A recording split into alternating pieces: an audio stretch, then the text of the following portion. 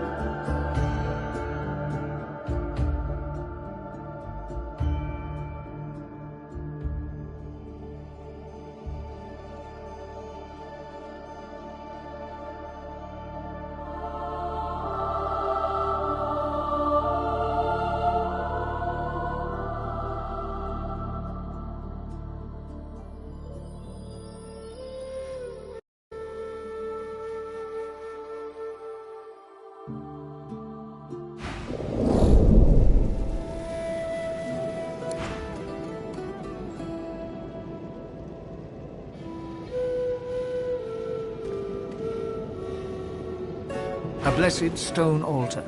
The cool stones in the space beyond the altar.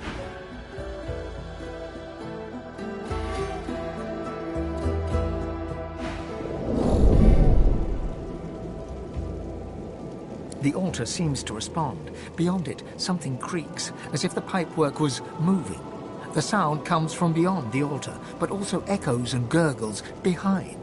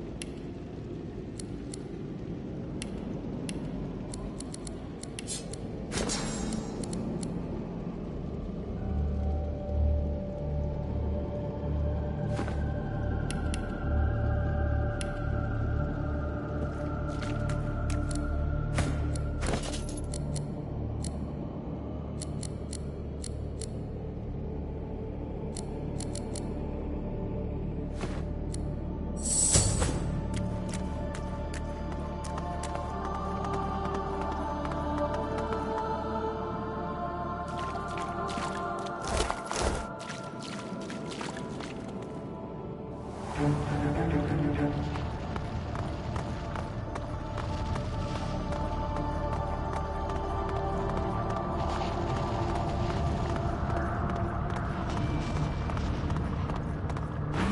no farther. Only death lies beyond. Blood need not be spilled. Bones need not be broken. Preserve thyself and flee.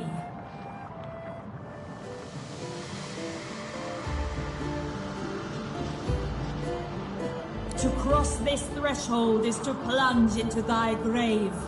Do not decide in haste. Very well. Embrace thy fate.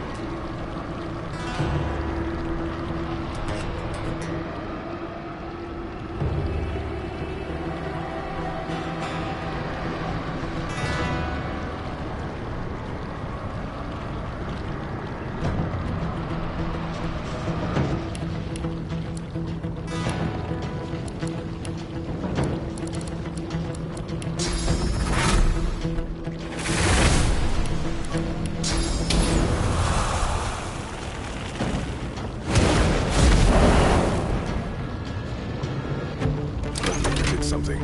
I could feel it.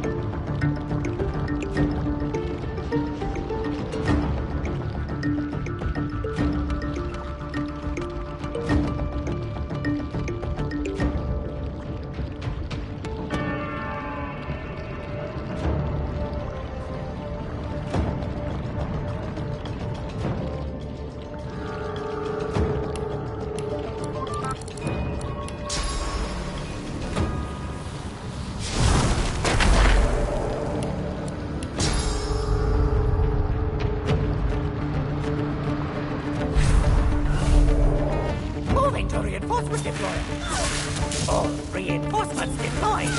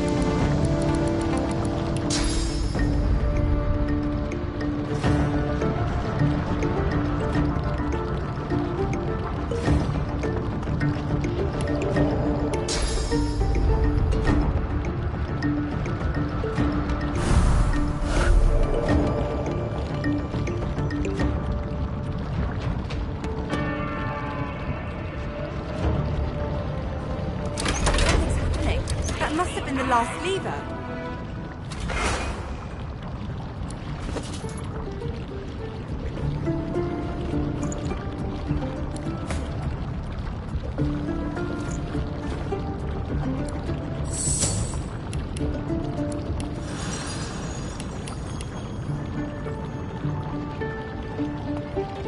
Careful now.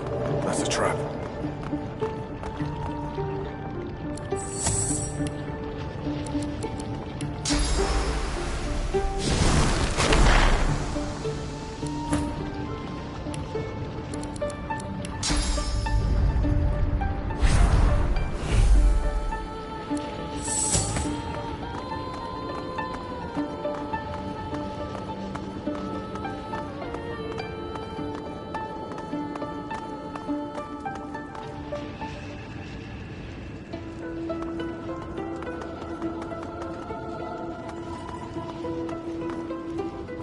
The truth hangs heavy upon the air itself, unspoken.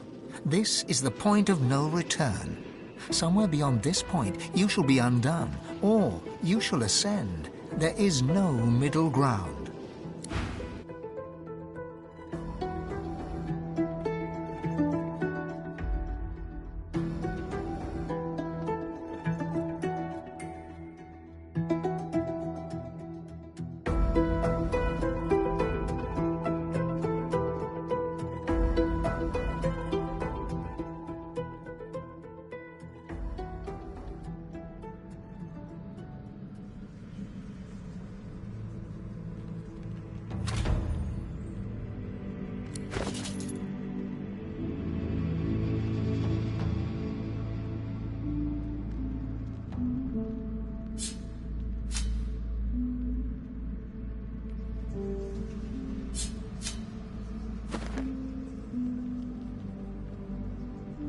Come here often.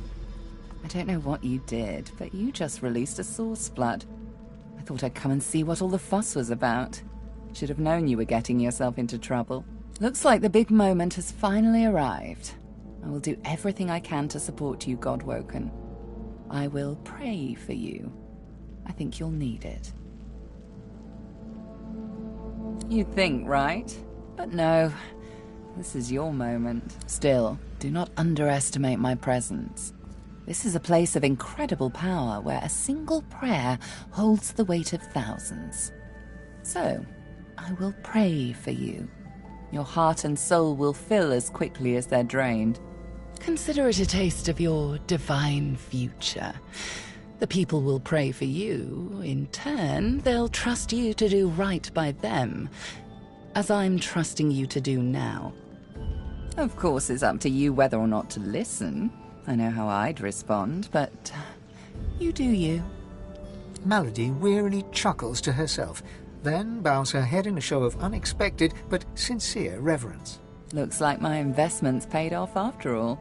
I need worship only one divine, and I believe he stands before me now. You've shown me kindness in the face of my sins. My worship is the least I can offer. I've always preferred to be the one reaping the attention, but you've turned the tables. I suppose it's only right, seeing as how a new divinity may stand before me. Now go. Rivellon needs a new divine.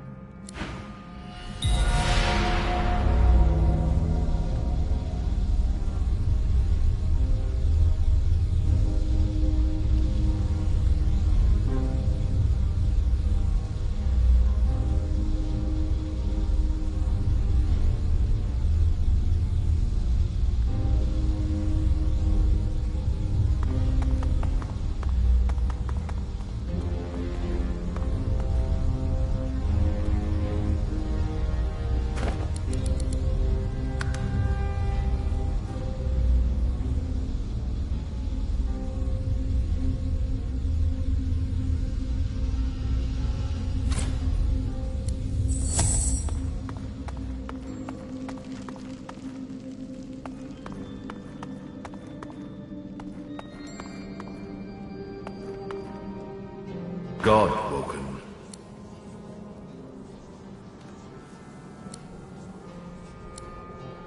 Dallis told me about you. You must be as hard as diamonds, and twice as bright, to have come so far. Your divine welcomes you. The divine you thought dead lords over the chamber from a granite throne. He moves to speak, but it's Wiedemann's voice that next pierces the air. What a twist. Lucian frowns at Wiedemann, then bestows a benevolent smile upon you. All that you know of him flashes across the panorama of your mind. I underestimated you, Godwoken. You have proven to be a formidable foe. You have my respect. Respect? Indeed. Lucian's gaze rests upon you and goes through you. He takes your measure entirely. Lucian, we should tell him the truth. Yes, I agree. It is time we dropped our masks. Dallis nods, then reaches for the sides of her head. Where there was one face, suddenly there are four. She takes off the mask of the shapeshifter. A skull is revealed, bejeweled and ancient as the void. I am eternal. Aren't they just full of surprises?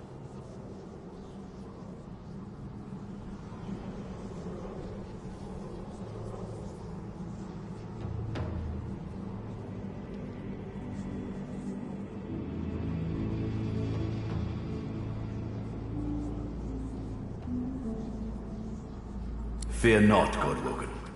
Dallis is on the side of all that is good. She is helping me rid Rivellon of the influence of the Source. I shall tell you the tale as I told it to Lucian. Long ago, the Scholar Fane discovered that the veil between the world and the void was made of Source. Our 7 lords desired this power. Of course. Silence, slave. Our king forbade the 7 to reach for this power, but they didn't listen.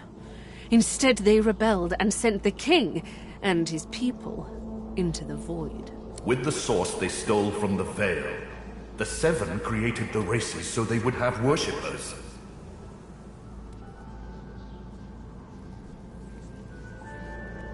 The 7 made a mistake.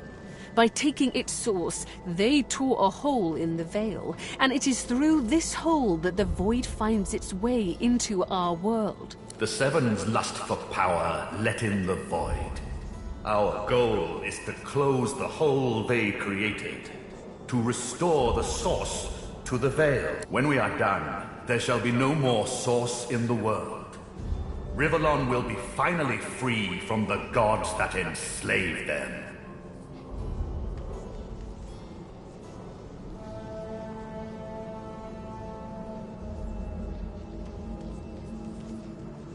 I seek vengeance against the king and against the Seven. There is more, but she hesitates to share it.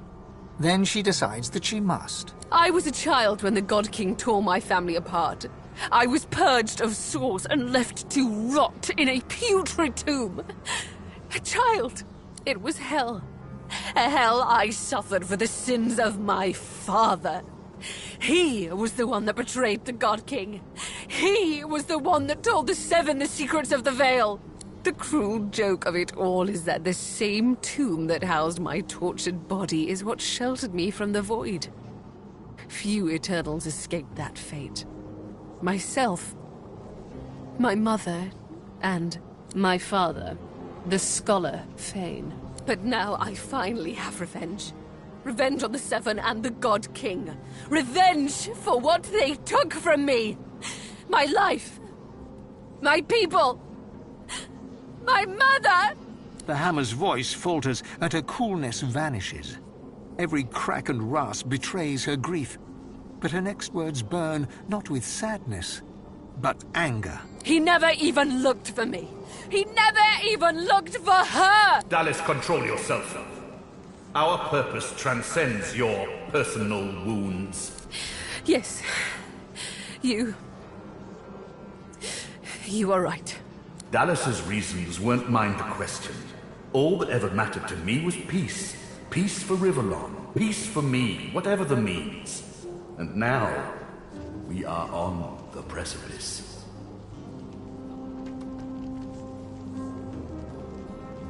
She sacrificed herself for the betterment of Rivellon. She didn't do it willingly, mind you. Curiosity led her to the tomb.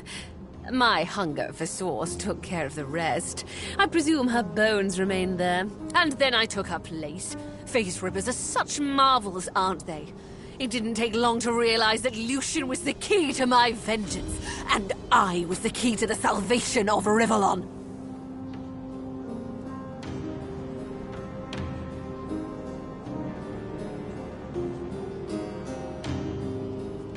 While Dallis sought the Aetherin, I started draining the gods of their source. Slurp, slurp, slurp. One more word from you, and I shall use the leash. I had to hide from the gods. So I had the walls of this crypt equipped with tenebrium and protections put in place. It worked. Everyone, even the gods, thought me dead. As divine, I was created, empowered to stop the void. I was the avatar of the Seven, their strength and their weakness. My bond to them allowed me to drain them of their source.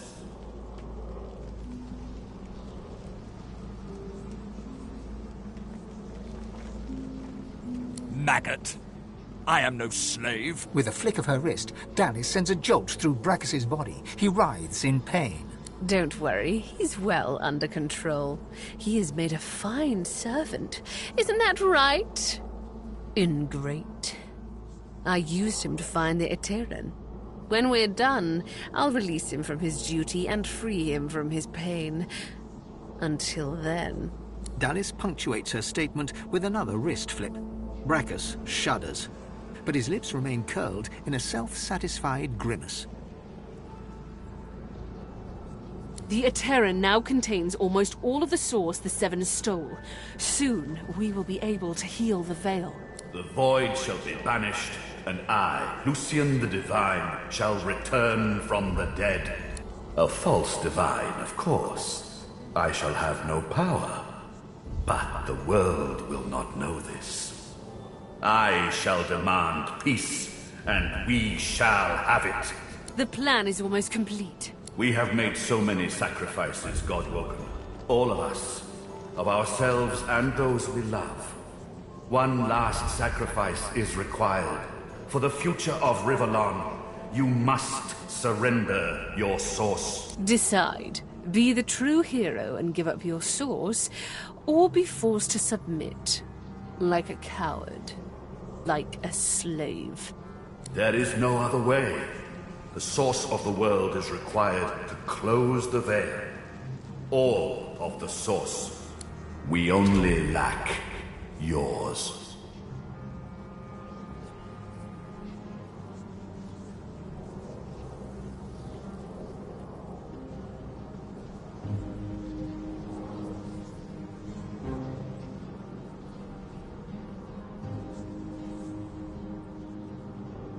As I say, one last sacrifice is required.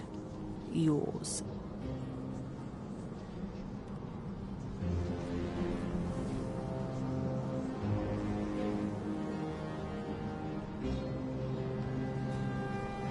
Good. You understand. The world shall not know this. I shall return from the grave, a divine without power, yet all who desire power shall fear me. I shall carry the secret of my lack of divinity. Peace shall reign. Once, years ago, but instead took him as my son, a mistake. Now, I was forced to kill Alexander, my blood. But once more, I could not. The task fell to me. And me.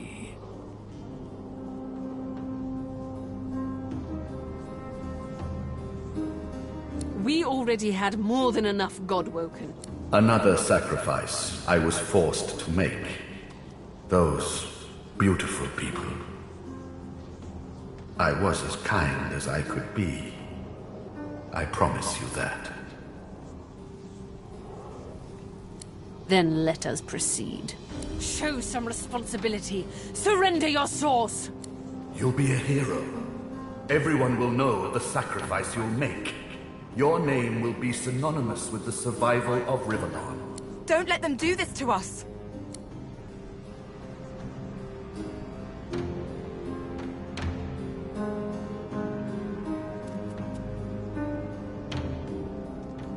I understand. Sacrifice takes courage. But I shall help you. Though it pains me, your sacrifice shall be made for you. Dallas. I'm sorry. You've come such a long way, but there is too much at stake. This is the end.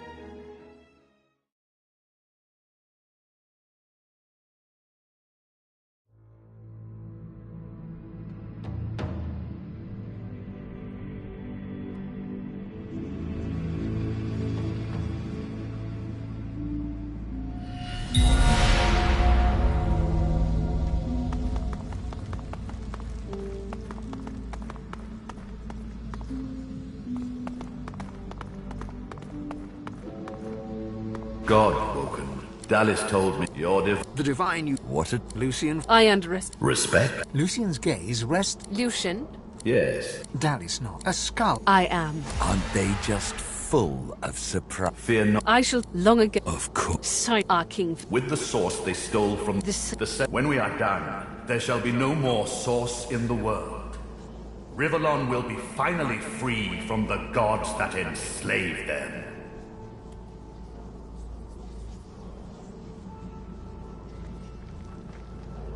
My people cannot be allowed to return from the void. They are tarnished. They are void woken. They can only bring chaos and death and... There is more, but she hesitates to share it. Then she decides that she must. I was a child when the God King tore my family apart. It was hell, the cruel... My father. But now I... The hammer's... He never... Dallis control. Dallas's reasons weren't mine to question. She said she didn't, and then I took her place. Face rippers are such marvels, aren't they? It didn't take long to realize that Lucian was the king. No, the plan is... We have made so many sacrifices. Decide. There is no... We only lack yours. Good. The world shall not know this. I shall return from the grave, a divine without power. As I say, one last sacrifice is required. Yours. Alexander... The tar... And me.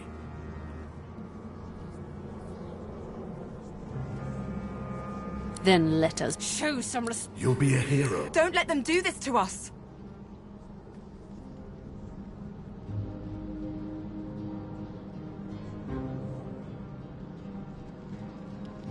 Good. Yes, very good. She raises what looks like a leash. A chuckle emerges from beneath Vredeman's hood. The chuckle becomes a guffaw, booming and hateful. Dallis flicks her wrist. And nothing happens.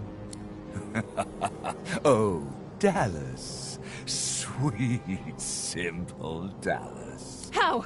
What? The leash is cut! A bright observation from a bilious imbecile.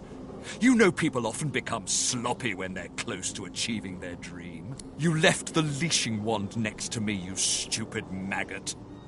So accustomed had you become to me, pretending to be your slave. Kill him. Do shut up, you tedious buffoon. And don't look so surprised. As if I would allow a bone bag to enslave me. Me!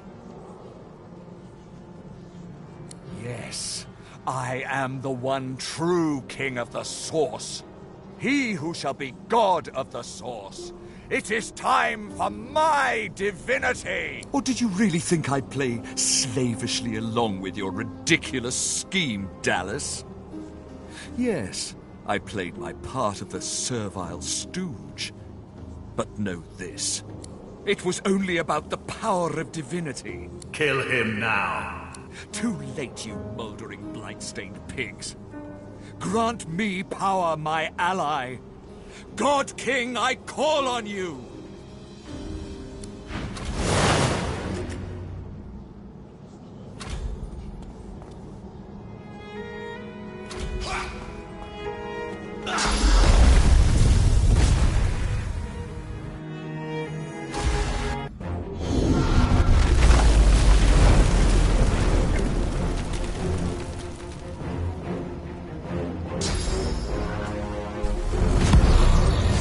The God King hears my call. He sends a companion worthy of my power.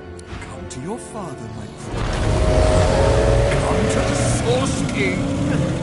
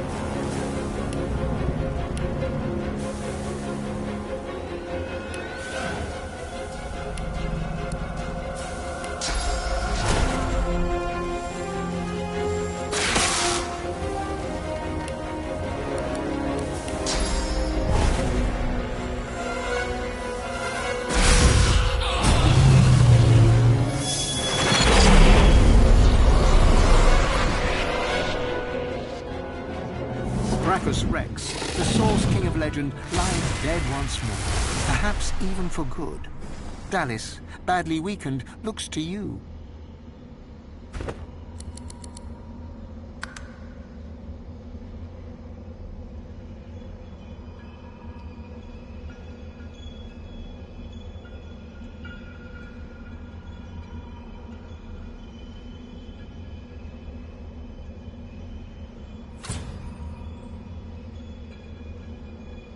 The future of all that is depends on you, and you alone. Yes. Is it? I can hardly believe it. She casts her gaze around the crypt in awe. After everything we've been through, after everything we've seen, here we are. Here I am. And now that I see godhood before me, I know what I have to do. Chief, You need to ascend. There's no one I would trust with this responsibility but you. I know you'll do what needs to be done, what ought to be done. And I know you'll do it with style.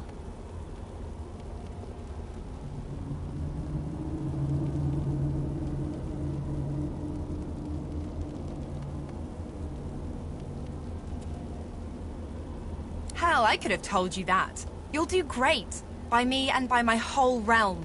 I don't doubt that for a second. Now go on, shoo.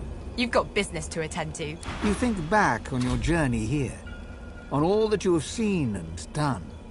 You think of the Magisters, and the sorcerers they hunted, and of the good and the evil on both sides. You think of how the Eternals came as Voidwoken to reclaim their stolen world. You look at the source around you. The power is immense. Divinity at your fingertips. You think of what you could do with such power. The rights you'd wrong, the wars you'd win. You marvel at your journey and how it has changed you.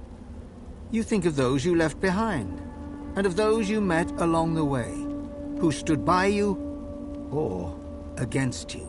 It's time to choose your fate, and the fate of all you hold dear. What shall it be? Shall you be divine?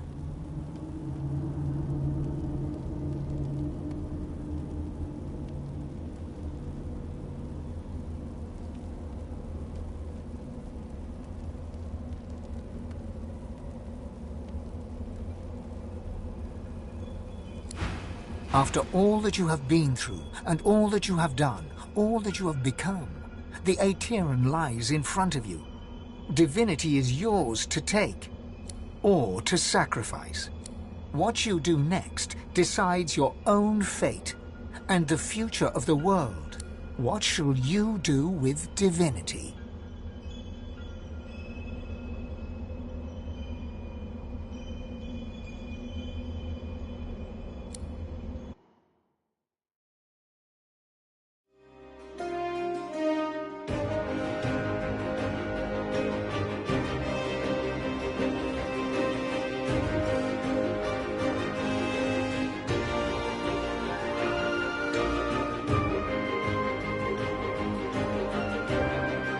So it ended. A tale that began with my own ill-fated attempt to rid the world of the Godwoken.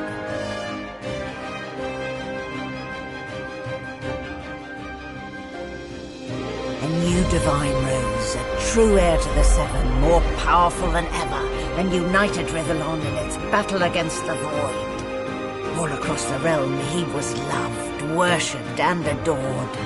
Humans, lizards, elves and dwarves all rallied to his banner. The great allegiance stood once more, but the war continued. From the depths of the void, the God King still sought to return.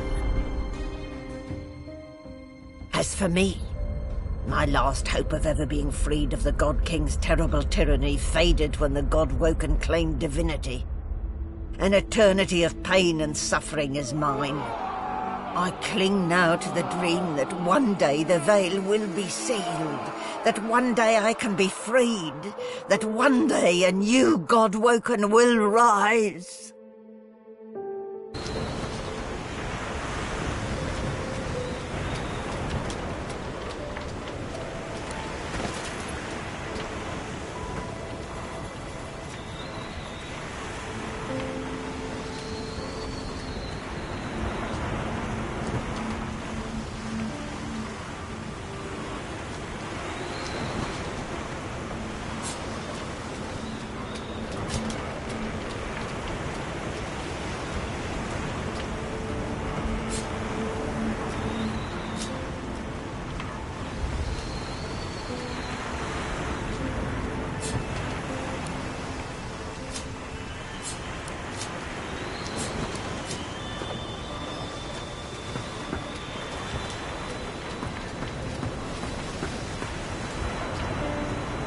Well, well, look what the cat dragged in. A god, no less, and me in no state to shake hands. Divinity suits you, though I know of one it might have suited even better.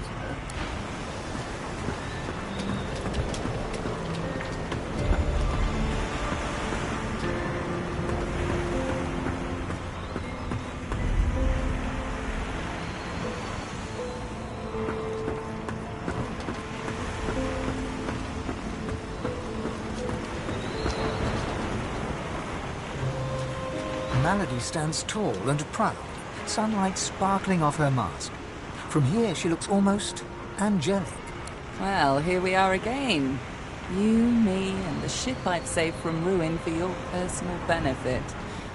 I'd say you owe me, but why state the obvious? Let an eye fool, Your Holiness. I expect it's the last we'll see of each other for some time.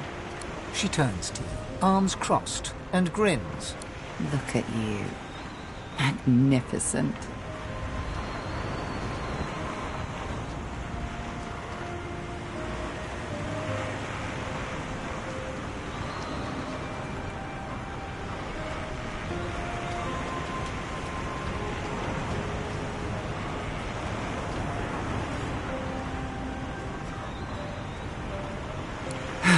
Don't I know it? Let's hope it pays off. She fingers the mask, covering her face. For a moment, it seems as though she's about to remove it. But instead, she places a hand on your shoulder. We've come a long way together. I did my best by you all the way, and sacrificed much. But I'd give even more to see you become exactly what you've become. Soon, I'd like to have a little chat about something you can do for me.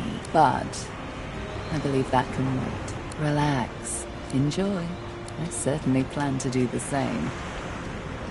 Oh, I don't know. Around and about. Treat myself to some mead, a Loverall 300. I'd say we've earned it. And when the time comes, I'll come find you. Your Holiness.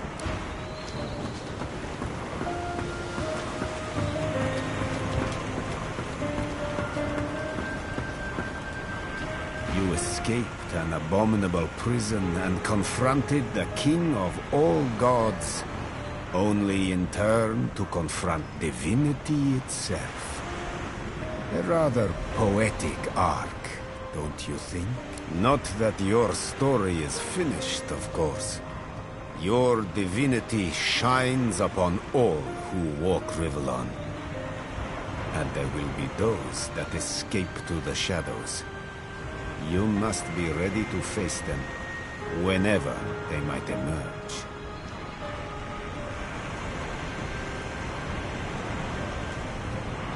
Now that I am clear of mind and free of intruders, I'm wondering if it isn't time to share my learnings with the less enlightened. And to that end, I have a few ideas worth considering.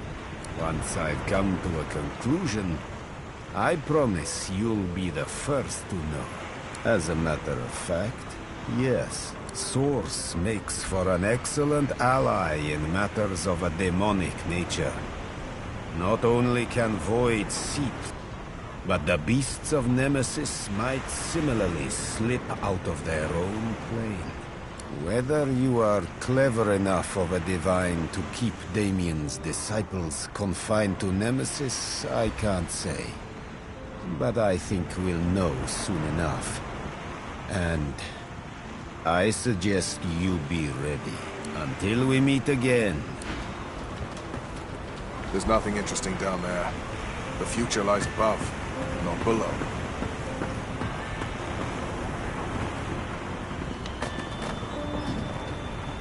Beast Spirit smiles as you approach, and begins to sing a tune you think vaguely familiar.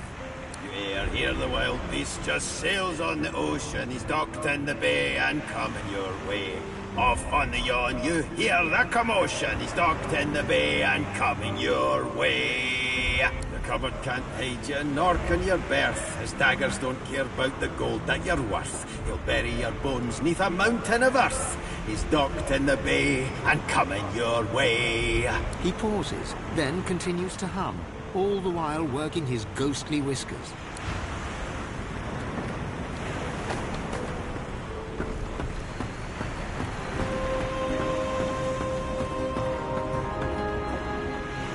Well, if it isn't the new Divine gracing me with his presence.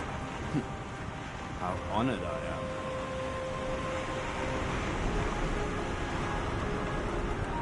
That is the question, isn't it?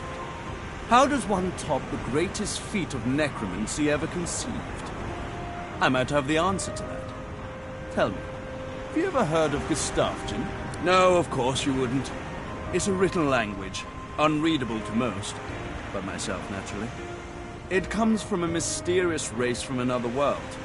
Beings that feed on minds. I intend to seek them out. This Gustafsson seems to guard portals to their realm. And once I've uncovered one, well, why settle for being the greatest mind in just one world, and there's another for the taking? Tarquin's smirk wilts into a glow. I didn't come all this way to show deference. Some friendly advice. All who rise are capable of falling. Gods, the divine, anyone. Remember where you came from. The last thing this world needs is more tyrants.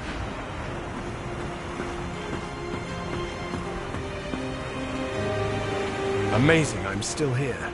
That we're still here. That Lucian... Well, that relationship always was complicated, wasn't it? You're so much like him. My instincts tell me to kneel to the new divine. I've done so before, after all. But I can't drive myself to do it again.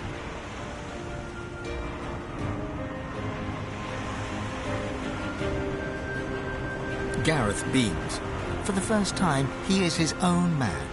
Yet his enthusiasm is not a man's, but a child's. A friend, yes. That I know how to be.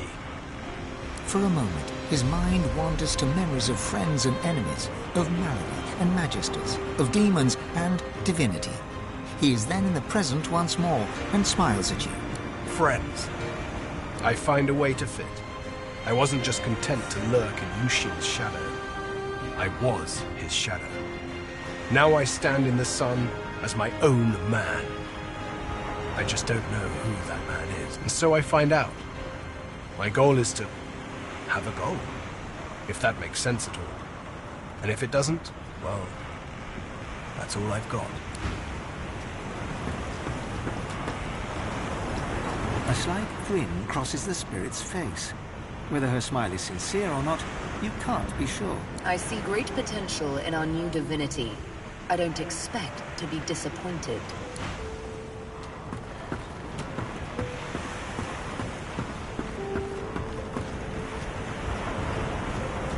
You're the new divine. That's so cool. What's it like?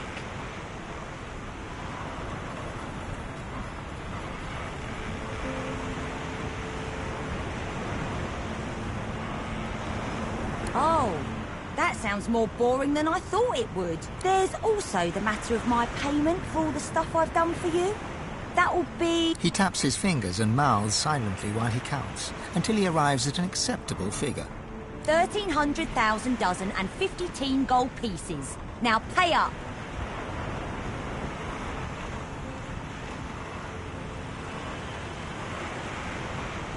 Oh yeah?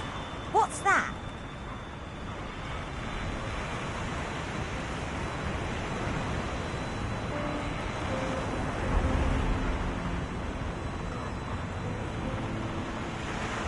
Han ponders your suggestion for all of a second.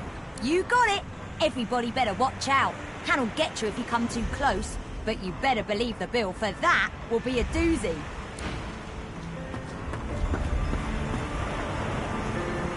I've never been fond of what the Divine stands for, but I must say, it's rather exciting to say I've been up close and personal with one.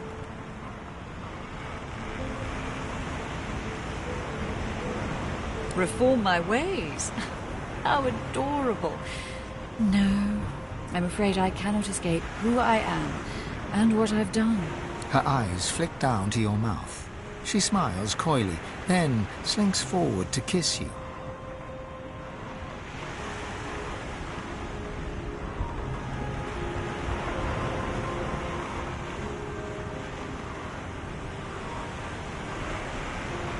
Almira pouts in disappointment, but it quickly morphs into a devilish grin. Oh, no matter. We'll always have our first kiss. I haven't been quite able to put it out of my mind. Just as I'm sure you won't be able to put me out of your mind. Who knows? A nice cottage someplace quiet for Mahalia and I. A roaring fire and a feather bed. Maybe. Maybe. But a girl needs some fun, doesn't she?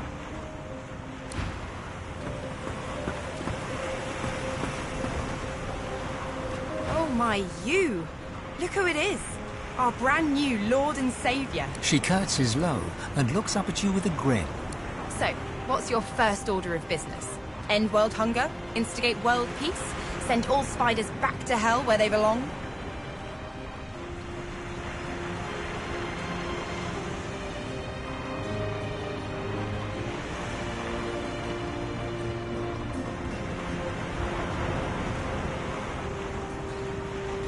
I don't know if anyone's free of anything, once and for all. But I'm bloody thrilled to be here now. Just me, myself, and you, of course. Well, yeah, I'm not the next god. Someone made that abundantly clear. She winks and pokes you in the ribs. So? Come on, don't keep me in suspense. What are you going to do with your almighty power?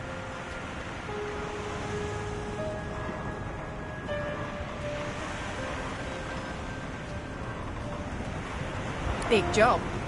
I'd offer to help, but I've got some business of my own to attend to.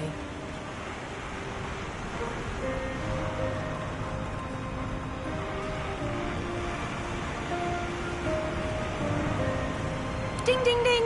My loot calluses are all but worn off. I'm a disgrace. So, Chief, I guess this is it, right?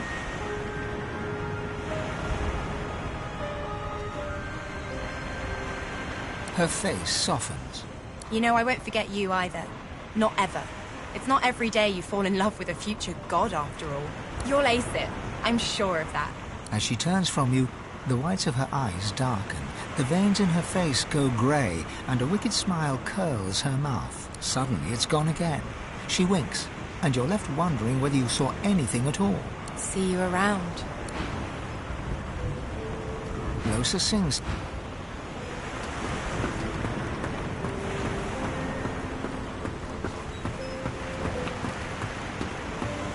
So, that's it. We're gone. I failed. The world is yours now. I pray you'll treat it better than we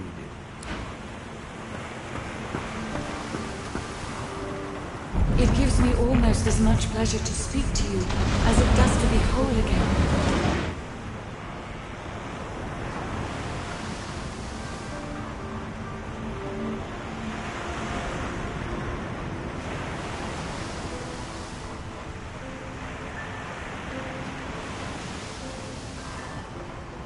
Consider me to be a gift from Malady. My wood was splintered, but my spirit intact. It was a great feat, but given her skill, not a surprising one. I feel better than you. I will always be an ally to those that carry swords, to those whose blood is of the heroes of old. And so, as always, I am at the ready. You look out to the endless beyond. The sun's light plays upon the waves, just as it always did. The sails flutter in the wind, just as they always will. And yet, something is different. You are different. And with a start, you realize where you must go next. You speak the command to the Lady Vengeance, and another chapter begins. War raged on. Arx remained the center of power as the races united behind the Divine. But the Voidwoken attacks continued as they did elsewhere. Arx would see many more long years of war.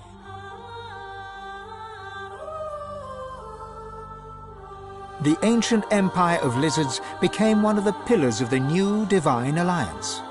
The houses of war and of shadows were particularly useful in the fight against the God King. The Empire used the war to expand its territory. Justinia returned to her throne. Under her rule, the Dwarven Kingdom fought for the Divine, and her loyalty was unquestionable. Many fine and courageous dwarves did their people great honor, in battle and in death.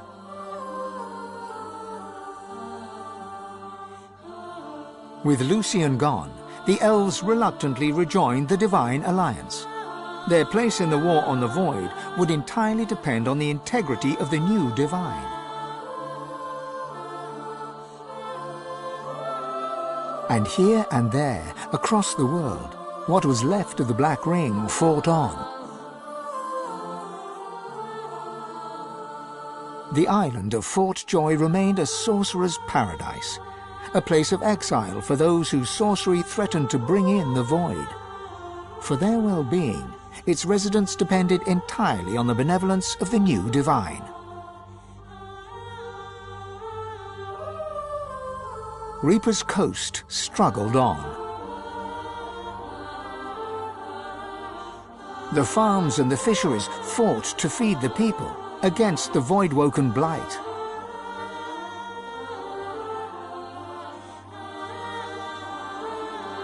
The black pits took fire. The oil there burns still.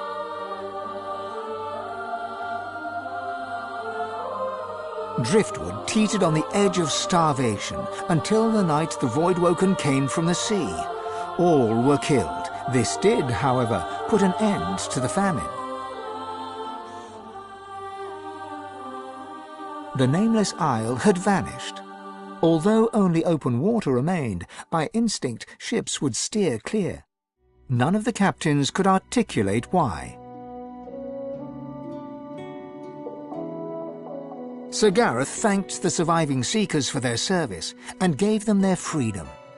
Disillusioned with ongoing war, he set out alone to find a new purpose. He would never stop seeking.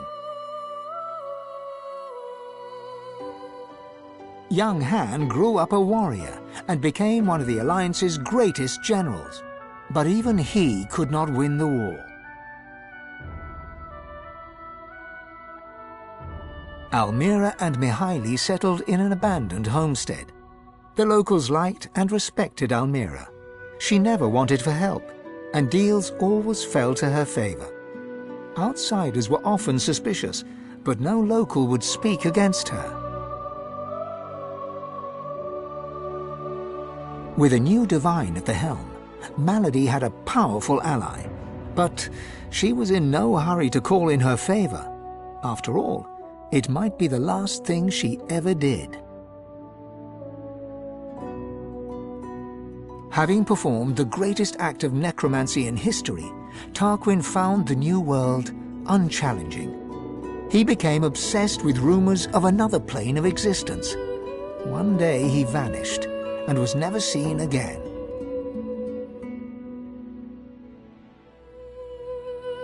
Ahu the Wizard served the new Divine with honor, wisdom, and an at times unnerving feline elegance. The undead priestess Gratiana remained in her sanctuary, happy to wait for the war to pass. She was troubled only by the silence of her goddess. Jehan the demon hunter never stopped hunting for demons. Sahala sought to strengthen the Elven alliance with the new Divine. Her powers of sight proved useful in the ongoing war against the Void, but she could never be sure that the new Divine trusted her. Tova, her mother, was Sahala's most trusted warrior.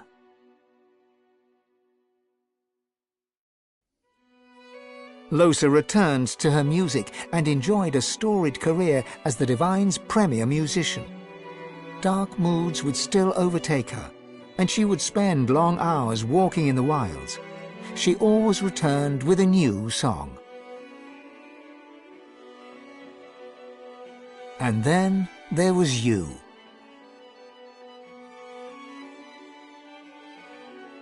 For how much of this do you take credit? Or blame? And what kind of Divine were you as the world battled on? Did you show mercy or strength? Did you sacrifice others as Lucian had done? Did you regret becoming Divine? should you have given your soul and sealed the veil. Only you know the truth. Only you know if you atone for your sins.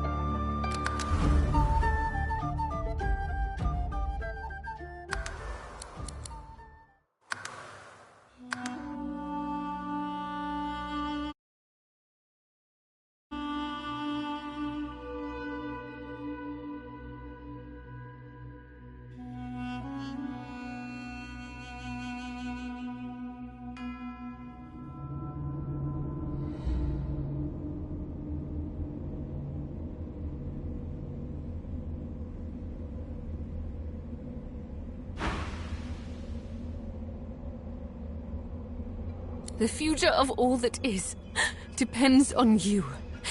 Yes. She casts her... After every chief, you need to ascend. There's no one I would trust, and I know you'll do it with style.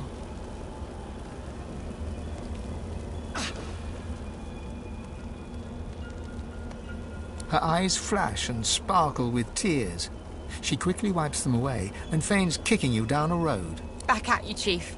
Always. Now go on. Shoo. You've got business to attend to. You think back on your journey here. You think of the match. You think of how you look at the source. You marvel at your journey, and it's time. Shall you be divine?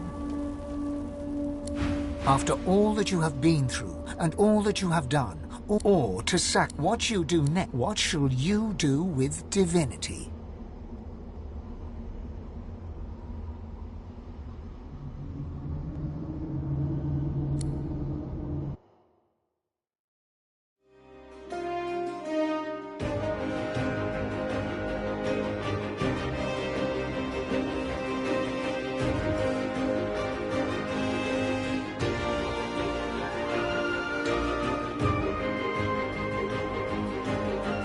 So it ended. A tale that began with my own ill-fated attempt to rid the world of the Godwoken.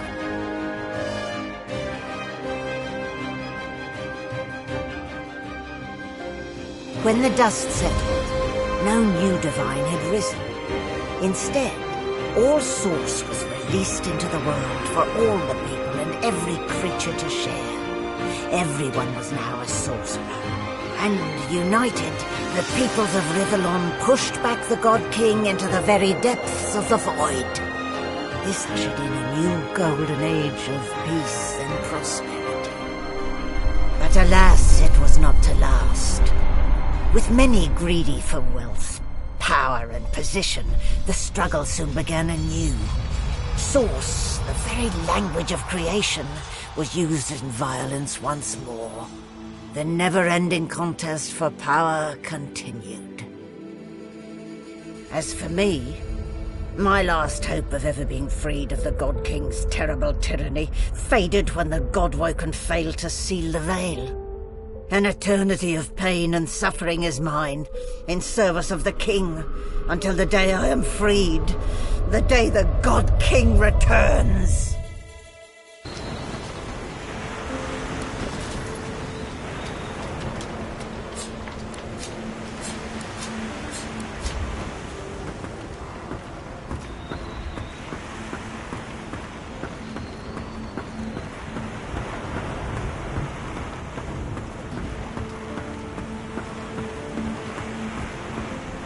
Hey there, Chief.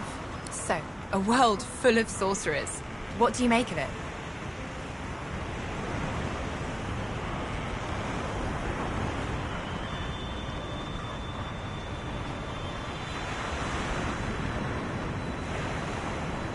I suppose it will. Never hurts to shake things up a bit. Spice of life and all that.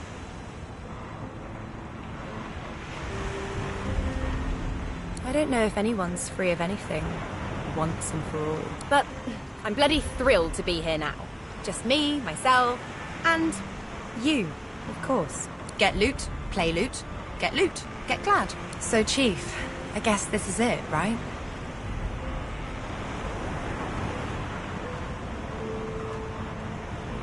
Well, I mean, you can always come with me. I mean, I'm just saying, it's an option. If you want, maybe? I still love you. As she turns from you, the whites of her eyes darken, the veins in her face go grey, and a wicked smile curls her mouth. Suddenly it's gone again. She winks, and you're left wondering whether you saw anything at all. See you around.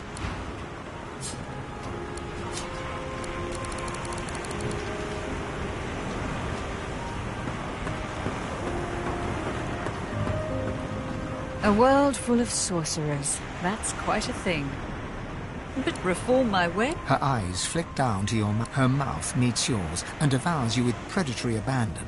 Somewhere in the recesses of your mind, you think you hear her voice sigh, "Mine."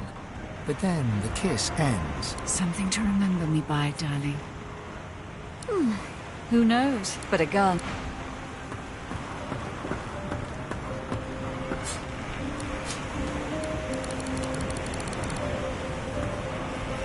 Lohse sings to...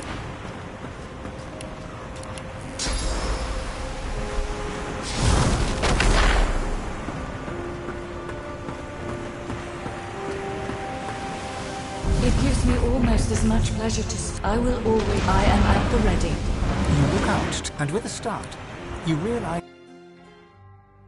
The world was at peace, at least for now. Few were as prepared for the new world as the Lizardkin of the ancient empire. With power spread equally throughout the world, the advantage lay with those who knew how to steal it, and at this the lizards excelled.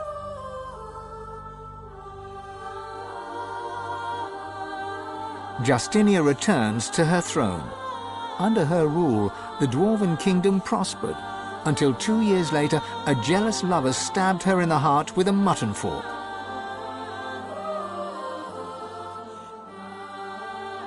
With their power returned, the elves reclaimed their lands from the Death Fog and began to rebuild.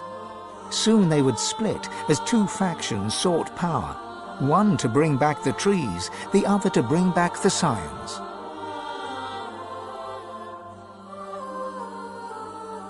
A dwarven joke did the rounds. It ends with the punchline, "So Lucian dropped the Death Fog on them again."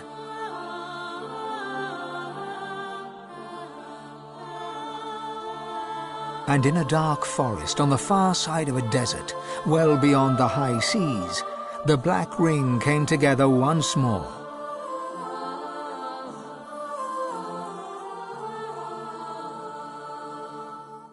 The island of Fort Joy, the old redoubt of the Source King Brachus Rex, was turned over to the people of Driftwood to use as they wished.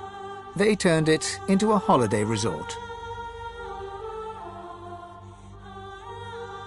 Reaper's Coast prospered.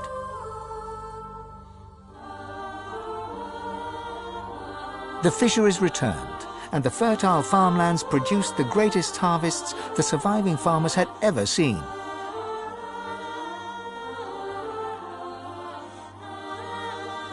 Blood Moon Island became particularly fecund, its soil producing the greatest crops. A particularly crimson-fleshed orange grown on the island became a delicacy across half the world.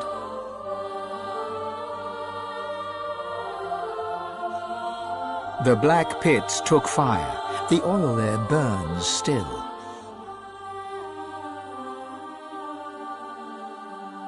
Driftwood became a centre of industry, trade and transport.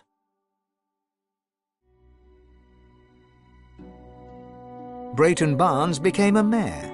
Years later, he was undone by a scandal involving 3 prominent envoys from the ancient empire and a £25 halibut. He retired in disgrace, his pension intact.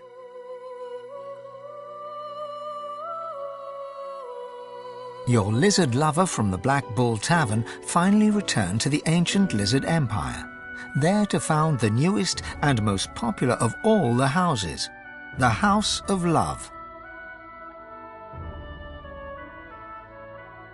After a long and harrowing journey, Loverick the waiter arrived in Sicile, where he opened a tavern.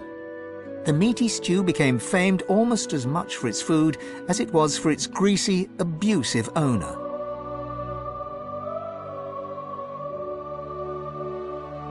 Lagan left his over-demanding wife and began a relationship with a local bard.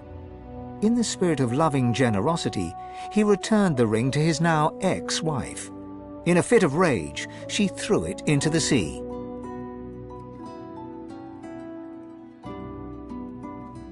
You would never forget Dorothea's kiss. Dorothea herself left Driftwood for the ancient empire, ever in search of the perfect kiss. She never found it, although once or twice she came close.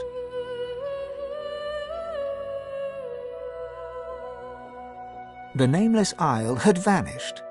Although only open water remained, by instinct ships would steer clear. None of the captains could articulate why.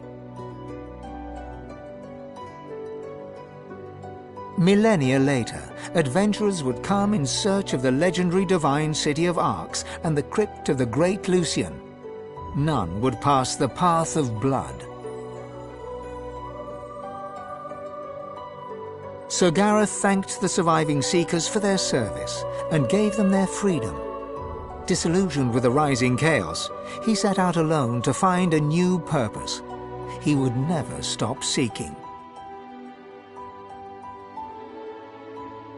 Young Han went into the theatre and became one of the realm's most popular actors.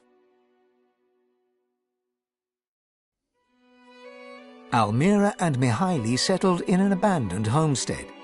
The locals liked and respected Almira. She never wanted for help, and deals always fell to her favor. Outsiders were often suspicious, but no local would speak against her. With no new divine, Malady found herself in a predicament. She had an important problem to solve, but no ally strong enough to call upon, and so her search continued.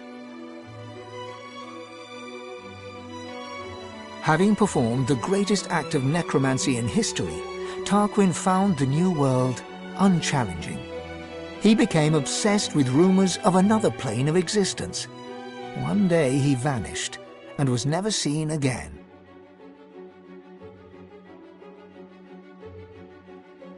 With the source released to the world, Ahu the wizard spent more and more time as a cat. One day he decided he would not change back.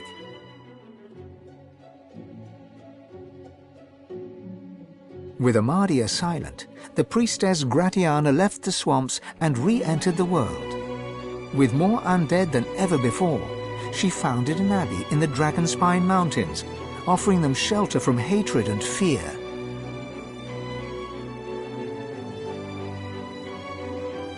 Jehan the demon hunter found himself at a loose end. So, he opened a museum of demonic artifacts. After it burned down, with Jehan inside, witnesses claimed that the flames were the color of blood. As the forests grew anew and the elves were equals at last, Sahala shared elven knowledge of Source with the world. But some elves disagreed and plotted against her.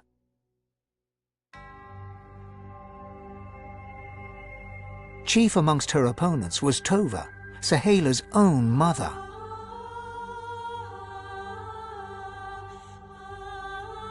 Lohse returned to her music and enjoyed a storied career as Rivellon's premier musician. Dark moods would at times overtake her, and she would spend long hours walking in the wilds. She always returned with a new song. And then there was you.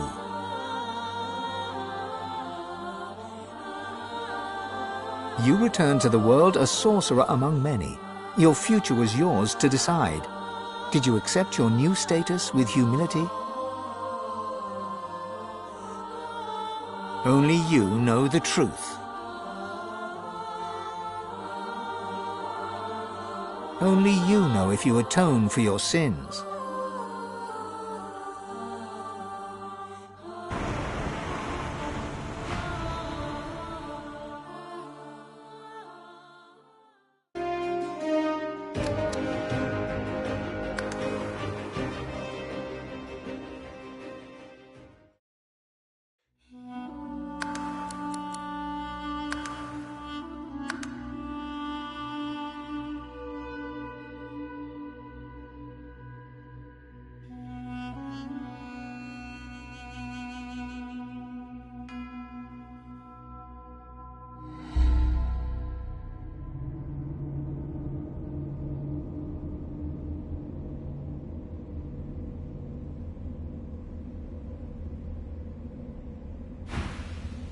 Future of all...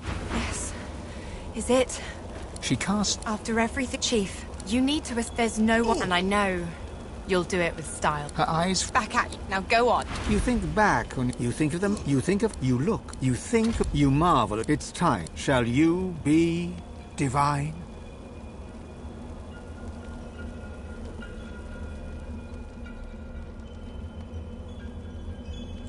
After all that you ought to... What you do... What shall you do with divinity?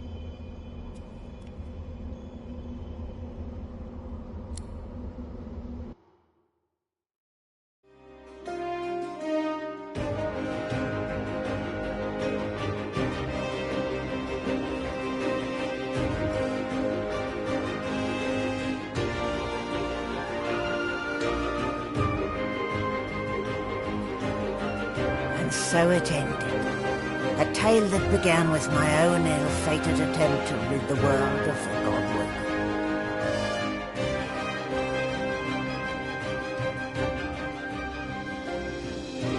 Dallas the Hammer, the secret eternal, purged the Godwoken and used the Source to close the veil to the void. The world was saved. Statues in memory of the Godwoken who sacrificed their Source were erected all across Rivellon. They would never be forgotten. The half-demon Malady took pity on the soulless, God-woken silent monks and brought them to the Hall of Echoes. There, from the scraps of their souls that remained, she restored them to life. Sorcerers no more, they lived out the rest of their lives, freed of the burden of being the Godwoken, freed from the weight of the world. As for me, the Godwoken sacrifice severed the link that bound the Sworn to the God King. I was finally free. To atone for my sins, I spent the rest of my days taking care of the sick and elderly, telling the story of the Godwoken, that the world may never forget the greatest heroes Rivellon had ever seen.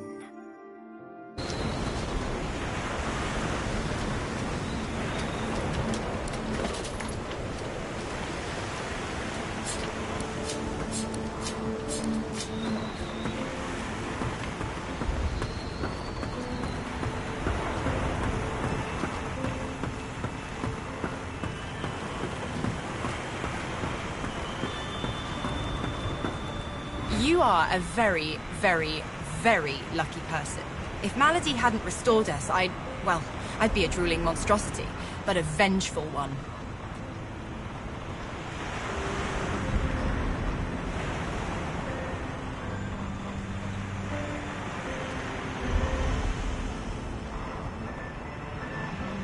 Greater good, schmater good.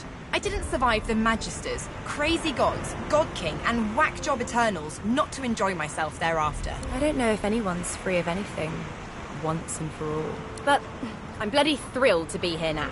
Just me, myself, and you, of course. Get loot, play loot, get loot. So, Chief, I guess this is it, right? Well, I mean, you can all, if you want, maybe? I still love you. As she turns from, suddenly it's... See you around.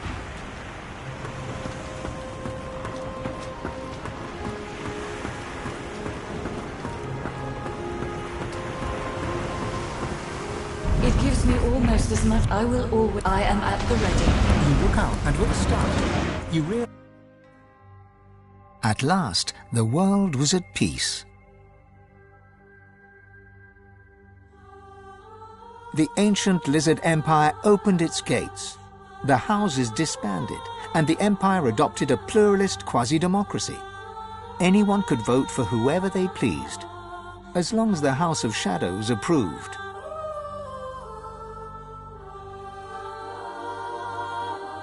Justinia returns to her throne. Under her rule, the Dwarven Kingdom prospered, until 2 years later, a jealous lover stabbed her in the heart with a mutton fork.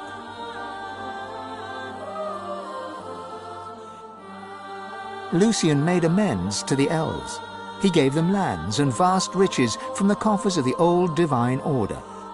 But the elves never forgave him. They would not trust humans again.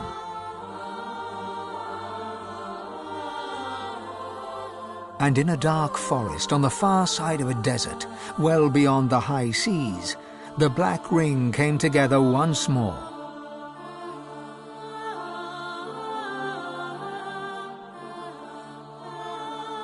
The island of Fort Joy, the old redoute of the Source King Brachus Rex, was turned over to the people of Driftwood to use as they wished. They turned it into a holiday resort. Reaper's Coast prospered.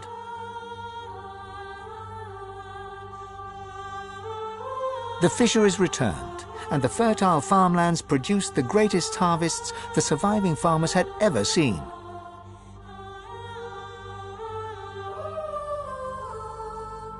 Blood Moon Island became particularly fecund, its soil producing the greatest crops. A particularly crimson-fleshed orange grown on the island became a delicacy across half the world.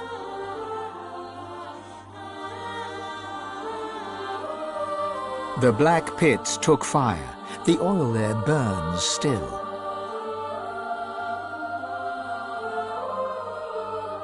Driftwood became a centre of industry, trade, and transport.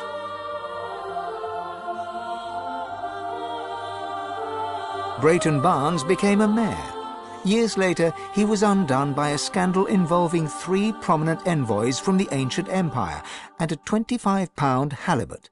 He retired in disgrace, his pension intact.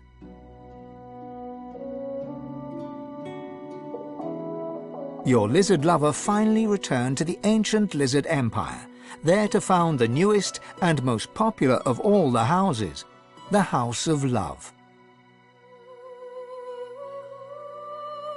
After a long and harrowing journey, Lovric the Waiter arrived in Cyseal, where he opened a tavern. The meaty stew became famed almost as much for its food as it was for its greasy, abusive owner.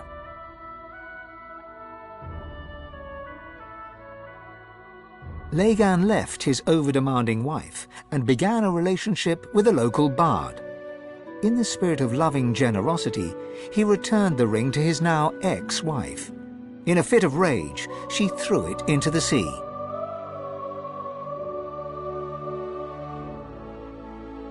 You would never forget Dorothea's kiss. Dorothea herself left Driftwood for the ancient empire, ever in search of the perfect kiss. She never found it, although once or twice she came close.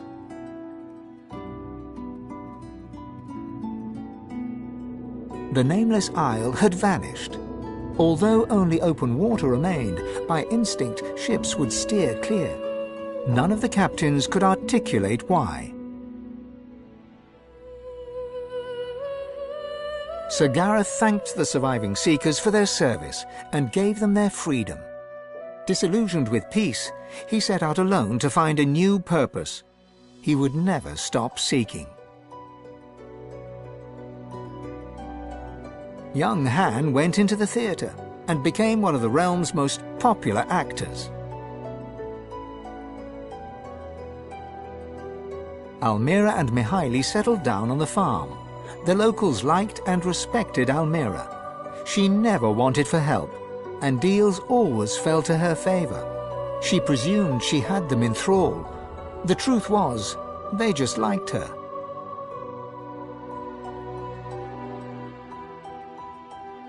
With no new divine, Malady found herself in a predicament. She had an important problem to solve, but no ally strong enough to call upon, and so her search continued. Having performed the greatest act of necromancy in history, Tarquin found the new world unchallenging. He became obsessed with rumors of another plane of existence. One day he vanished and was never seen again.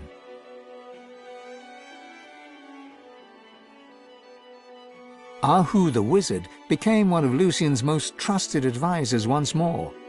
He always knew that something had changed in the divine. He never discovered what that was, or, if he did, he never said a word.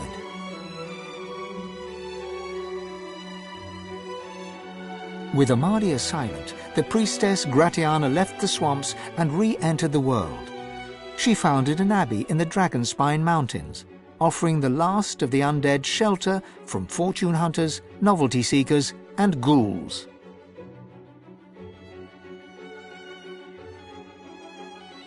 Jehan the demon hunter found himself at a loose end, so he opened a museum of demonic artifacts. He made a fortune. With Lucien in power, Sahala took the elves away from the world. They grew strong once more amidst the trees of the regrown home forest. Some say her plans for revenge will bring about the end of days. Some say only Tova, her mother, holds her back.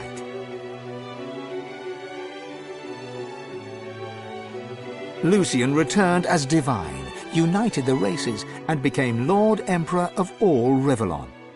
Only Dallis knew that he was entirely powerless. Dallis and you.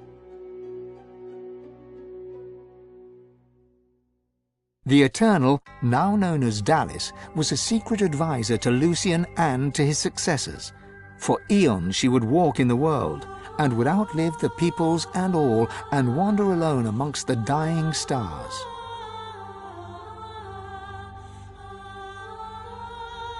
Lohse returned to her music, and enjoyed a storied career as Rivellon's premier musician. Dark moods would at times overtake her, and she would spend long hours walking in the wilds. She always returned with a new song. And then there was you.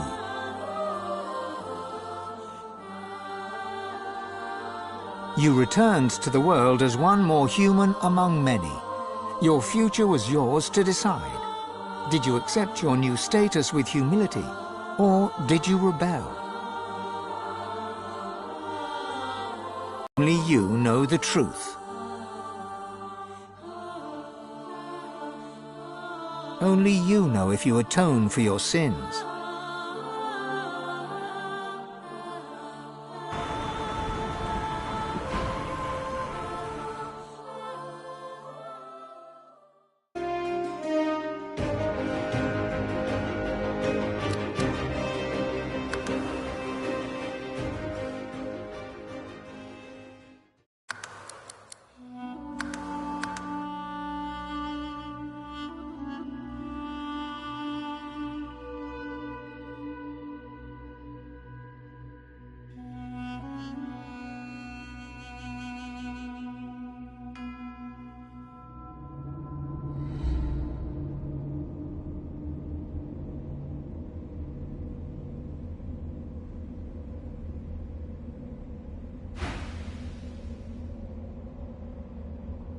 The future of this.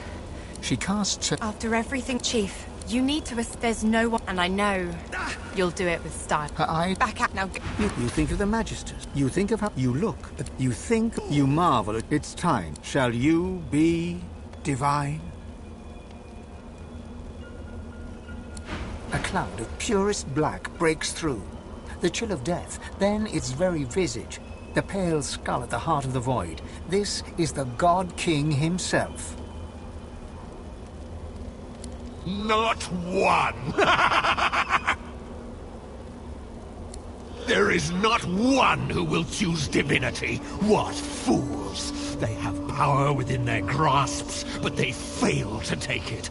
These races truly are inferior. Victory is mine! My people! The world is ours once more. The reign of thieves is at an end. These so-called races will be our slaves and our food stock. For we are the truth. We are the real. We are eternal!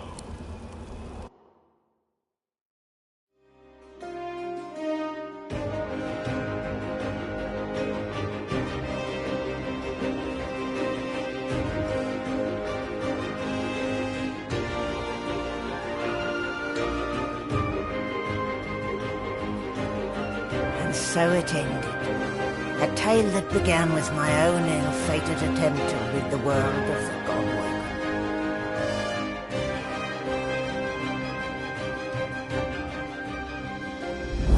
The Eternals reclaimed the world. Dwarves, elves, lizards, and humans all became slaves, ruled over by the Swarm and the Eternals. The God King had defeated the Seven and returned from the void. Relics of the old world remained, but in time they crumbled and fell, like the memories of the peoples who had built them, lost to time like sand in the wind. As for me, the God King never forgot my failure. I know not why he keeps me alive.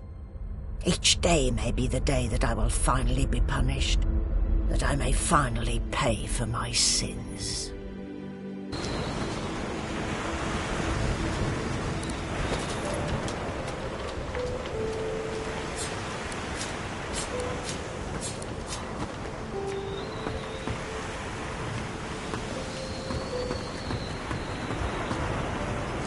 Malady stands tall and proud, sunlight sparkling off her mask. From here she looks almost... Well, here we are again. Get a knife. It isn't going to be... I don't know how I could have been so wrong about you. I'm never wrong.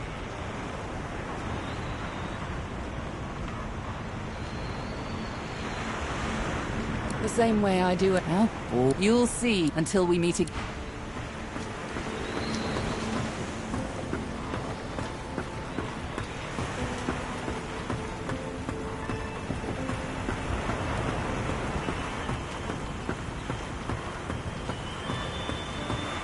Lohse spits at your feet and stares at you with a curled lip.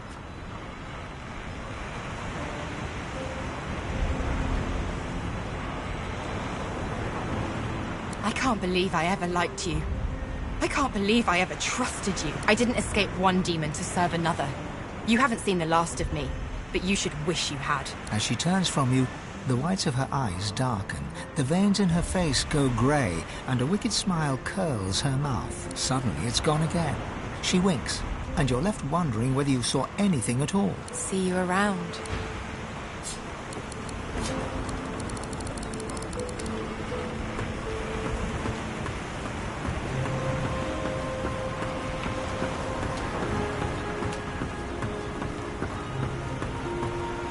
I await but your word, Master.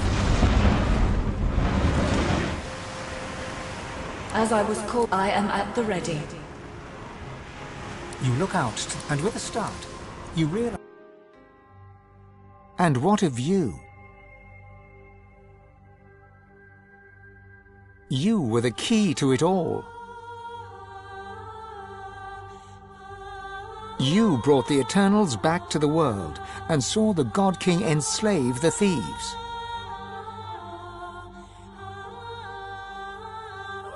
You set right the original wrong.